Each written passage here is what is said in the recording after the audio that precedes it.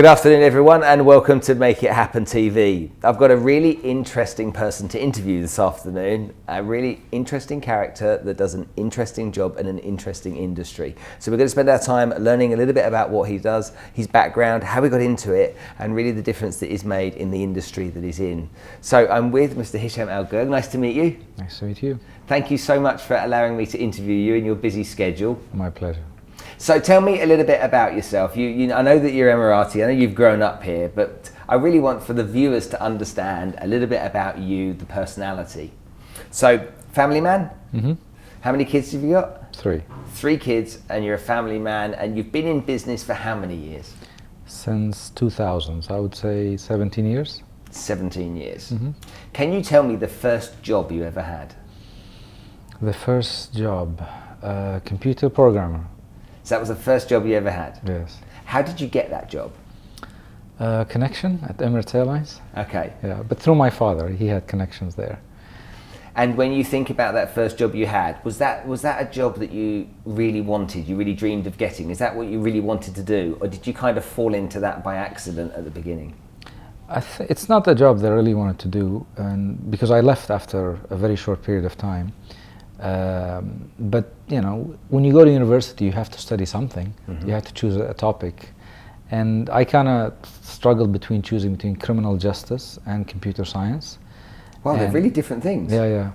But because criminal justice in the US was very different than here, so it didn't make sense that I study criminal justice there. So I picked computer science and realized after a few years this is not the job for me. So I left. I left Emirates in 2000. I joined them actually in '97, but I left in 2000 to start my own business.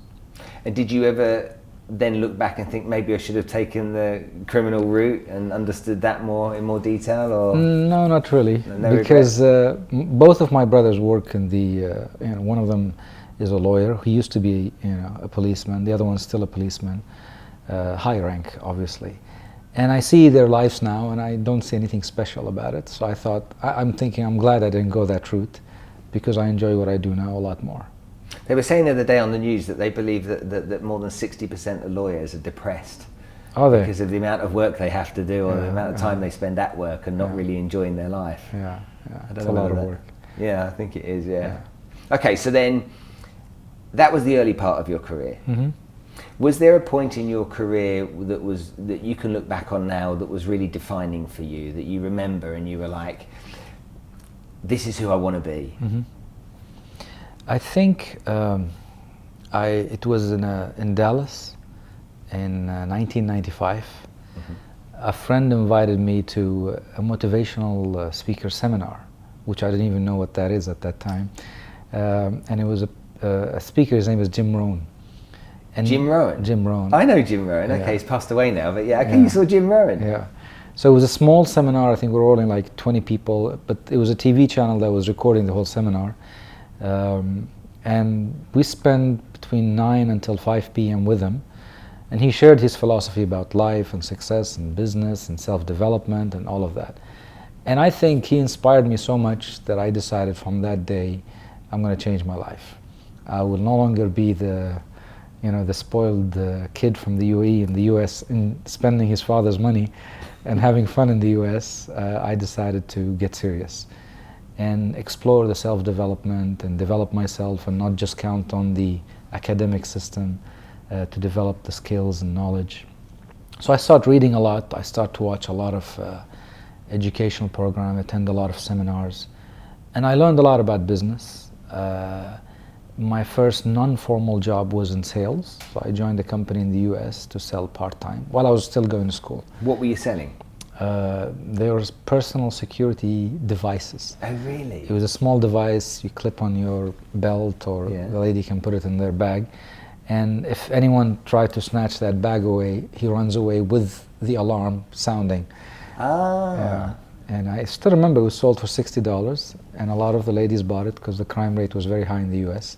How did you sell it? Did you go door knocking or telephone? Or how did you door knocking, friends, and sometimes I would stay in parking lots and at night and walk to people and say, imagine if I was someone who's trying to attack you, how would you defend yourself? No one would hear you. But if you have this, and I would pull the string and this loud alarm would come, and that's how I would sell it. They would love it then and there and pay me then and there. So I learned selling, doing it myself door to door back then in '95. When you think about that, was that a fun experience for you? Well, sales door to door is not fun for sure.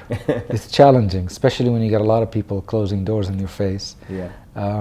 But I think that experience, learning about sales at that age, is what shaped my paradigm in terms of what do I really need to develop in my skills in order to be a successful businessman. And I realized sales is one of the core skills for entrepreneurs. And we were talking earlier about why did you pick sales, but I think it's the mother of all skills for entrepreneurs for sure.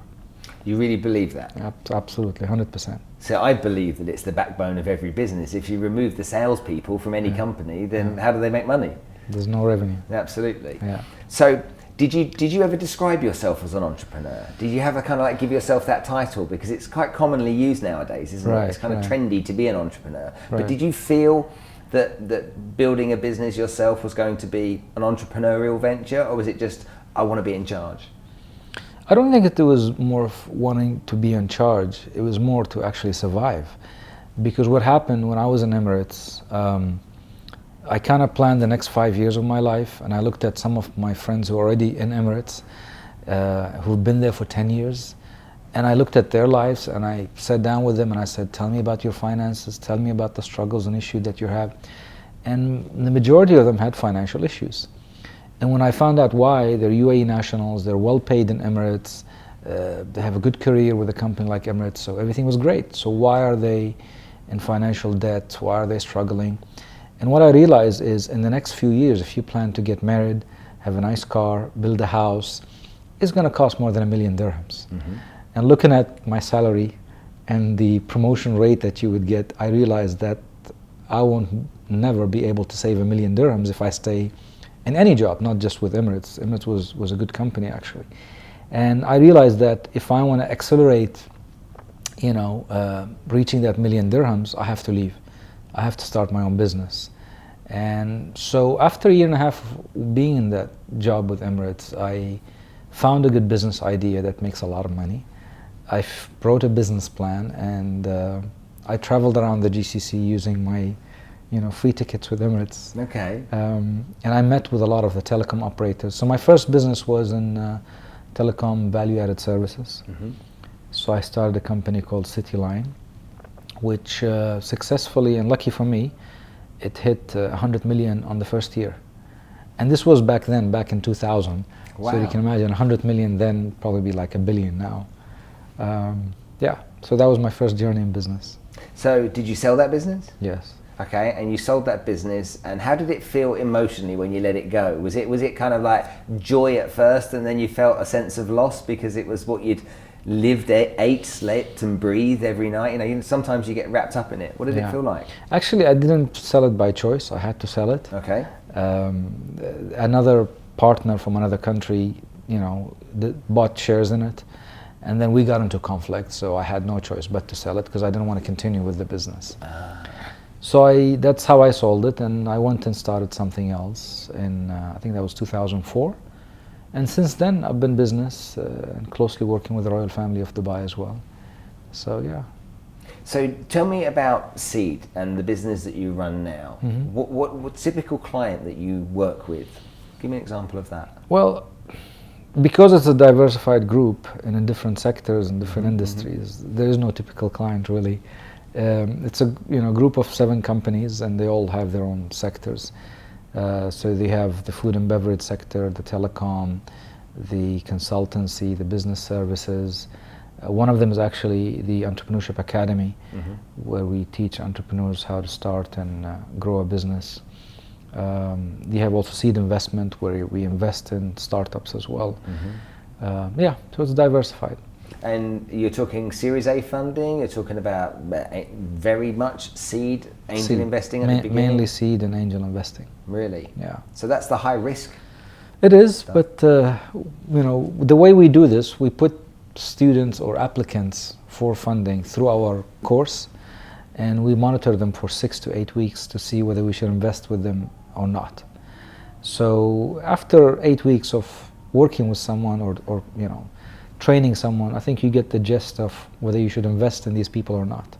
And do you find yourself wanting to invest more in that person because you believe in what they can bring, or do you look more so at the business opportunity itself? Are there differences there for you? It's really a combination. A lot of people say they invest in people, but however, if that person is not ready for the business, then you give them money, then they burn it for you and you lose. So I'd rather invest in people that are ready for investment and their business is ready for investment. If I would, put the company's money or the sheikh's money into that, I don't want to risk losing the money, obviously. Mm-hmm. So what we do in our courses, we make sure that their business is ready for investment. If it's not, then we tell them, look, at least we taught you the skills that you need in order to make your business more investor ready. Mm-hmm. Go and come back after a few months, and when you're ready, then we could reconsider investing in your business. And when you look at the amount that you invest, what's the maximum? Do you have a maximum? And what's the minimums that you look at generally? If it's a startup and it's seed money, the maximum we would pay is $500,000. Okay. If it's an existing company, we could go up to $5 million. So that's the range. And when you think about the amount of people that present to you their ideas through the different businesses, mm-hmm. how many no's before you find a yes do you think is typical? How many do you reject? Maybe 90%. 90% you reject. Mm-hmm, mm-hmm. So does that mean that 90% of opportunities really aren't opportunities, or many of the 90% just aren't ready yet? They could be good opportunities, but most of the time we reject them because they fail our assessment and our criteria check.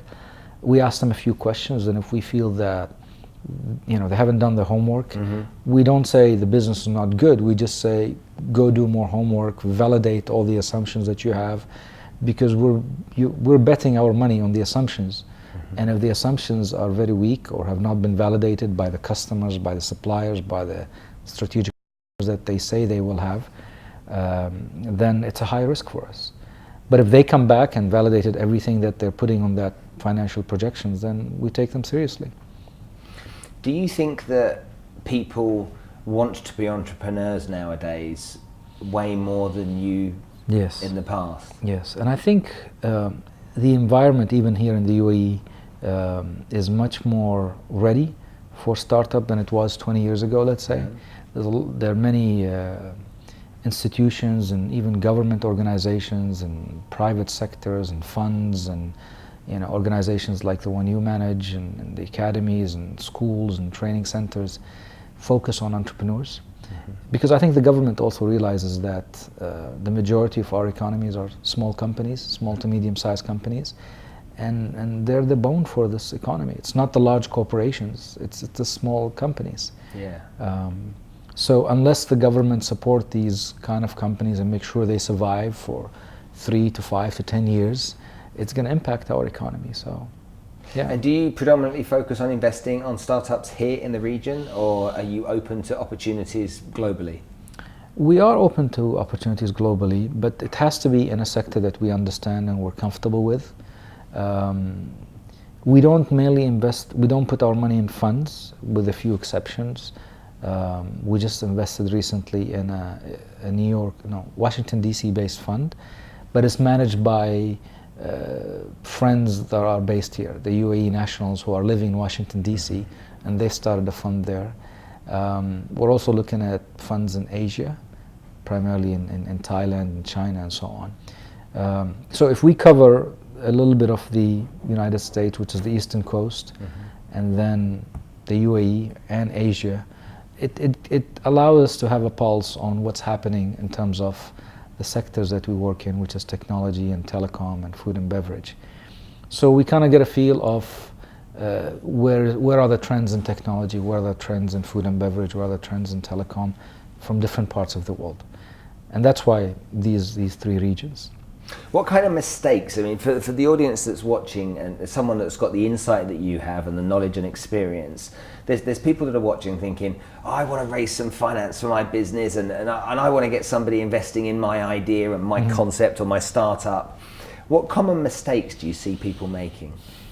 I think the number one mistake I see them that they start way too soon. They're not ready for the business, and they resign from their job and they start a business and they're unprepared for the business. The business is not ready, they are not ready, they don't have the experience, they don't have the knowledge. And unfortunately, they're hyped by the motivation of other success stories, which you can probably count them on your fingers. And the reason why these stories are very popular because they are the exception. Because if you look at the failure rate in startups, more than 90%, and the reason why they're that high, because a lot of people are not prepared when they start. If we spend the same amount of time that we spend on a university degree, we spend it in studying our business before we launch it, the failure rate will drop drastically, significantly drop. Unfortunately, people, they barely spend months studying for a business that they want to launch. And then they wonder why it fails. Because the problem is the excitement of starting a business overwhelms them, and they tend to say, I just need to start and then see how things are going to go. Unfortunately, things don't go that well before they run out of cash. And this is the biggest, and I think it's the number one reason why businesses fail, they run out of cash. Yeah. It's like a car running out of fuel before it reaches its destination. So they're underfunded, they're unprepared, and they don't have the skills and the knowledge and the experience to do what they want to do, despite the motivation. And to make things worse, they go and borrow money. So they borrow from friends and families and banks and so on. And when they lose in that business, they end up in a worse situation than they were when they first started. It's almost like they've paid, haven't they? They've paid to build their own business. It's not like there's anything they're going to get from it. Right. Plus they've got the debt that goes with it afterwards. Right. And the bad feeling with family members that sometimes is created. Absolutely.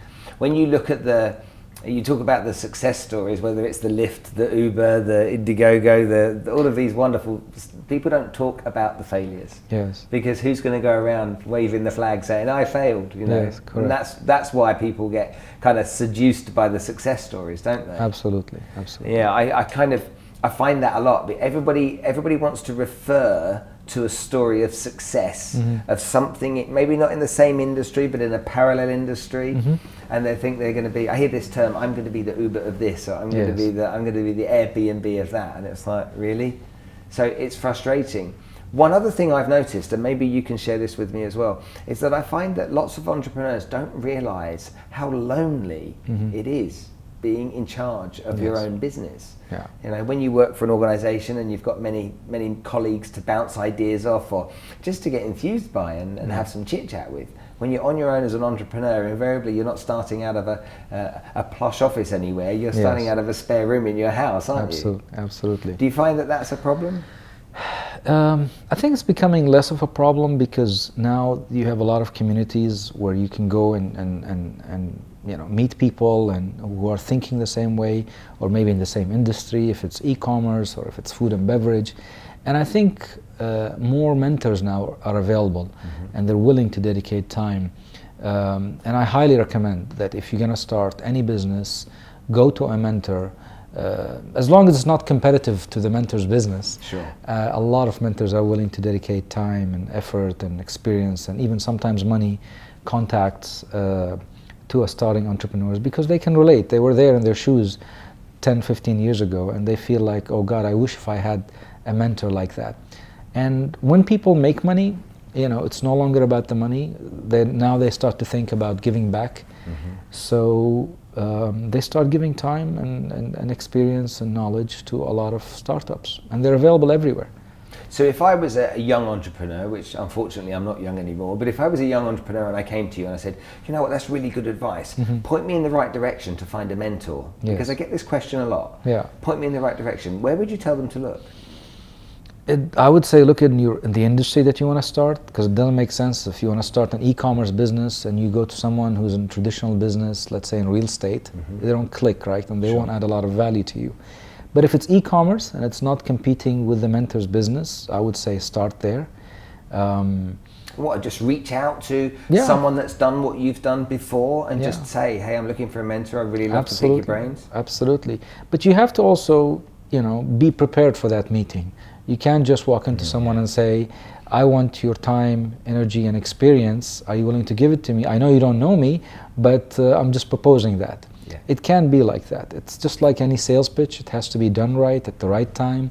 The atmosphere and the environment has to be right. The mentor has to be ready in a way. And I think most of the time, the best time to catch these mentors are at events where they're speaking, and usually before they speak, not after they speak, because usually they get bombarded with a lot of people who want to talk to them.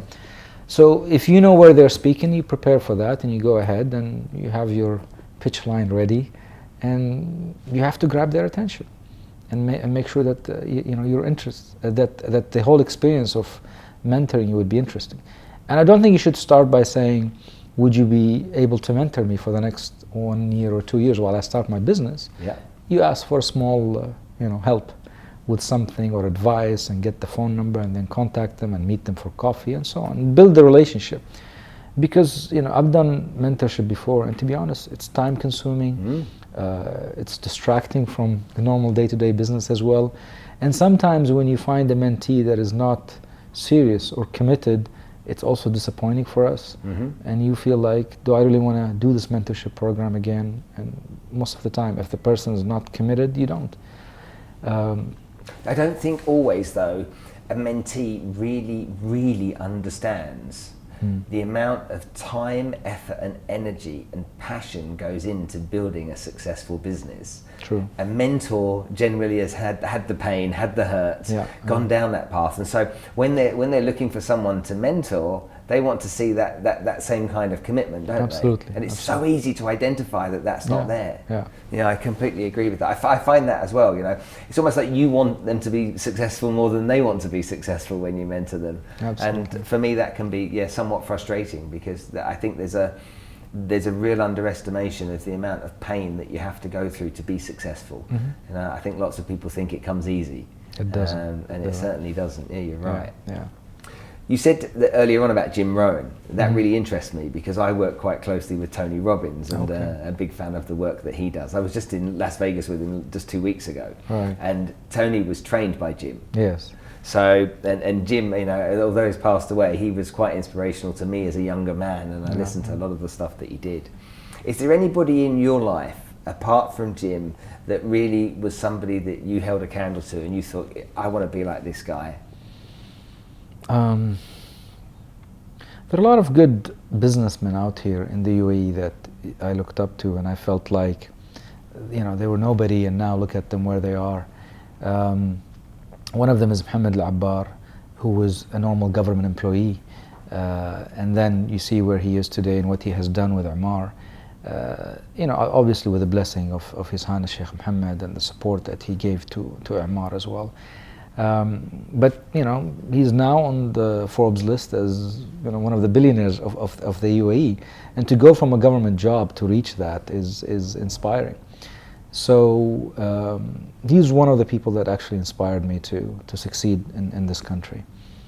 My father also, I have to give him credit for believing in me. I had two different reactions at home from my mother and my father.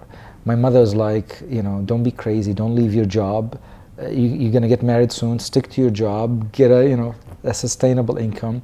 And my father was completely the opposite. He's like, go for it, take a risk, leave your job, and you'll never know until you fail, so might as well try.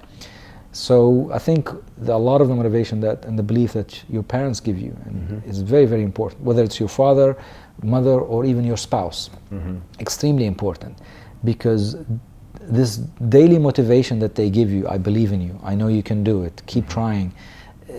It's just words, but the impact of them are extremely very strong.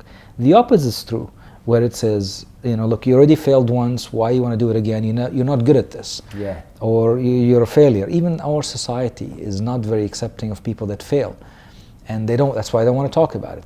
But actually, when I mentor someone and when we teach in the Entrepreneurship Academy, I tell them, I want you to fail more, but I want you to fail very fast. Because the longer it takes you to fail, the longer the damage will be. Make a mistake, learn from it quickly, get up, make another mistake, keep making mistakes until you get it right. But if you don't make mistakes and you continue to believe in your own dream, which doesn't become reality, it's a problem. theoretically, that's quite an interesting thing to talk to people about. In practice, nobody wants to make mistakes, do they? Exactly. But you're absolutely right. You need to make mistakes, learn from them, and continue forward. Yeah, I get where you're coming from. Yeah. So you've had inspiration from your family. You had external inspiration from somebody who you went to a seminar with just randomly back many years ago. Mm-hmm. When you look at your career now, where it's sitting today, where do you see the next 5 years? What do you want to be that you're not already? I think after the Jim Rohn experience, which really, and at that age, I think I was 24 or something, when you see someone like that, the words and the inspiration, at that time I thought I would love to do what he's doing, going out there and speaking in public and helping people and so on. So that day I said, I'm going to become a speaker. And I start practicing and I start doing more speaking engagement and events and so on until I got okay at it. And I think the next 5 years for me will be less in managing businesses and more in giving back and sharing and training and development and so on. One of my goals when I came back from America, I said one day I'm going to start an entrepreneurship school or academy to teach people what the universities and schools, the traditional academic schools, are not teaching, which are the entrepreneurship skills. Yeah. And I started that already with Seed Entrepreneurship Academy. And we're heading more towards now training people on practical skills rather than non-practical skills. It's the doing part of business that I think people are lacking. Because if you look at it, there's a lot of content and knowledge out there, but it's the practical side that's missing. And I think with technology, with e-learning and online learning, I think it has revolutionized what people can learn in a very short period of time, at the comfort of their own home, while they're exercising, while they're eating, while they're, even before they go to bed. Yeah. So knowledge is available out there.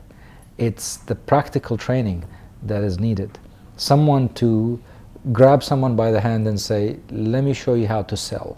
Let me show you how to close a deal. Let me show you how you negotiate. Let me show you how you do a proper online marketing plan and execute that campaign and so on. And this is where I think the opportunities are for us as a group in the next few years, and that's where I'll be focusing on.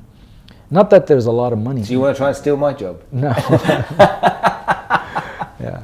I was going to say, it's not that there's a lot of money in training, but I think it's now we're past the stage of it's just about money. It's about really, leaving something behind for the next generation.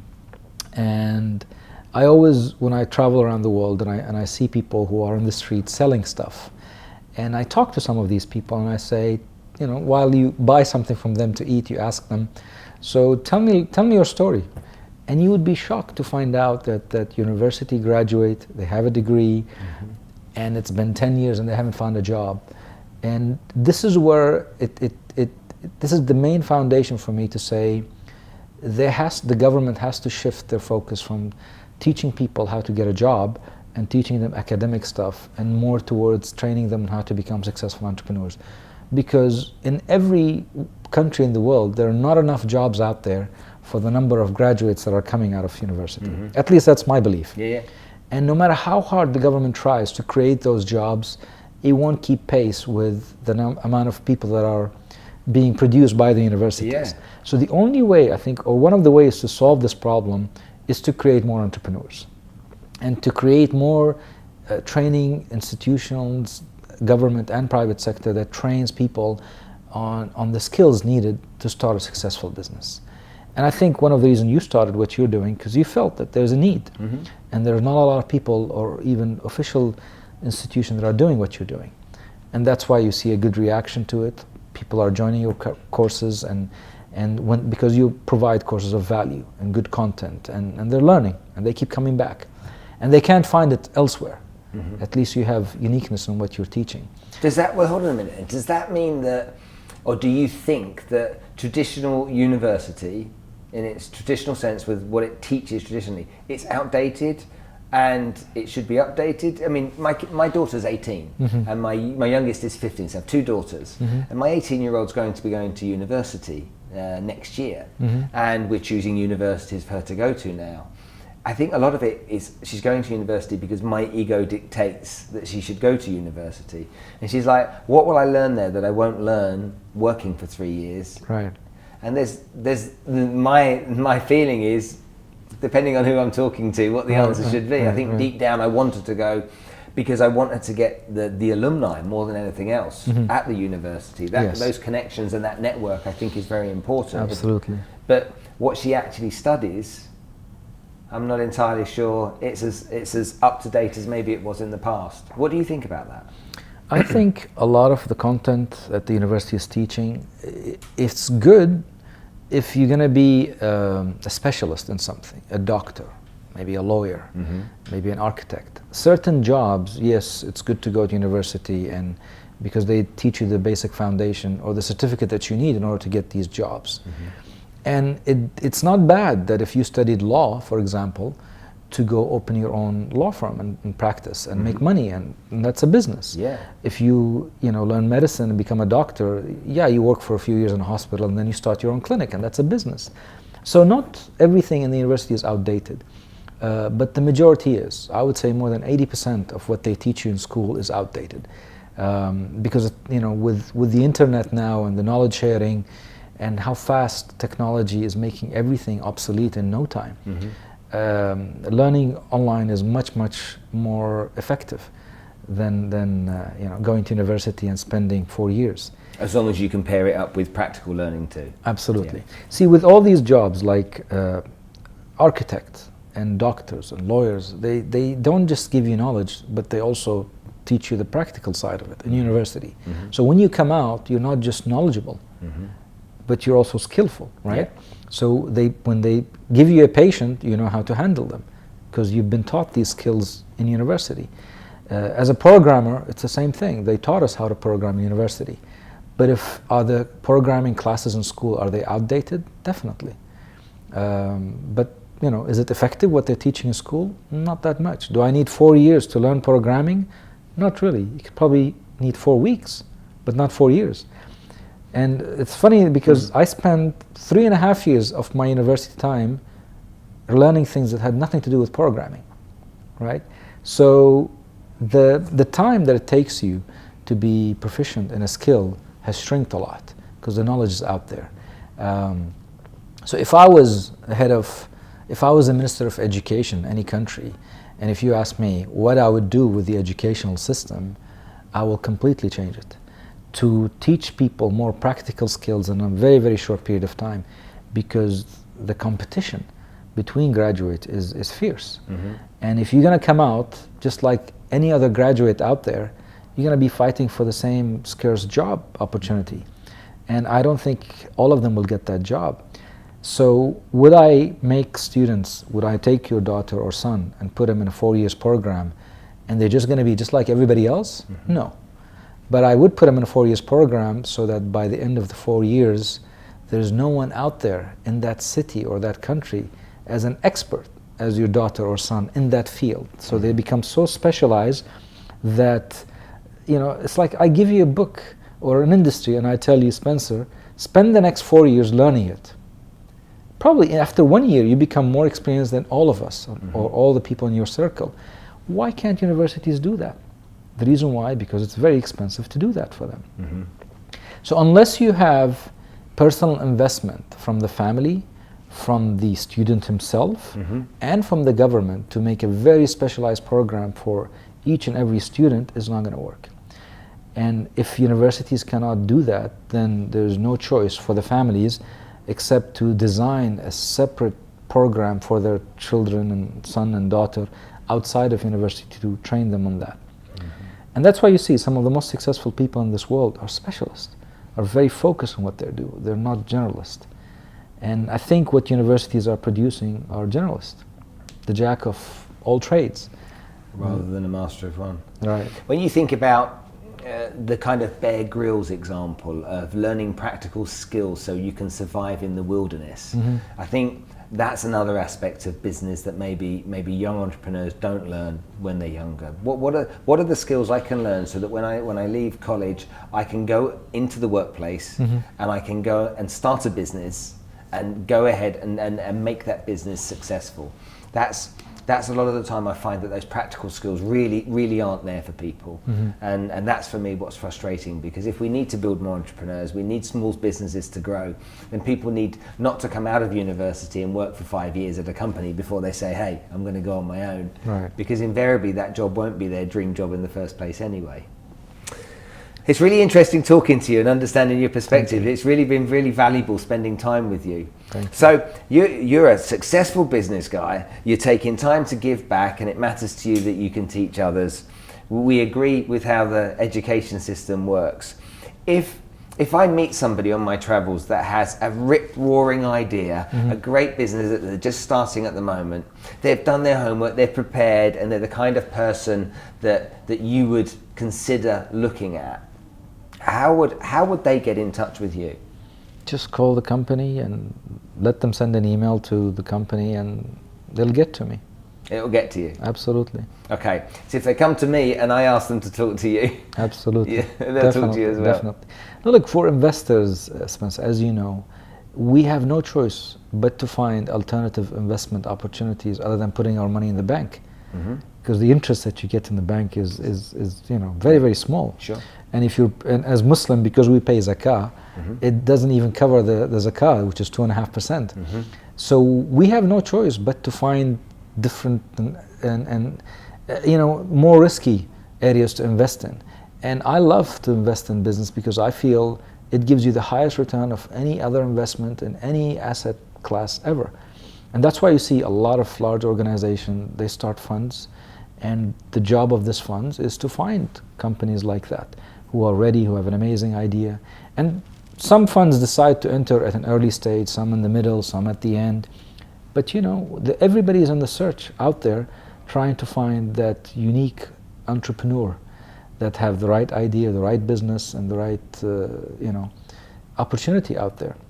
That could be the next Uber. Reassuring. I don't think the audience don't believe that.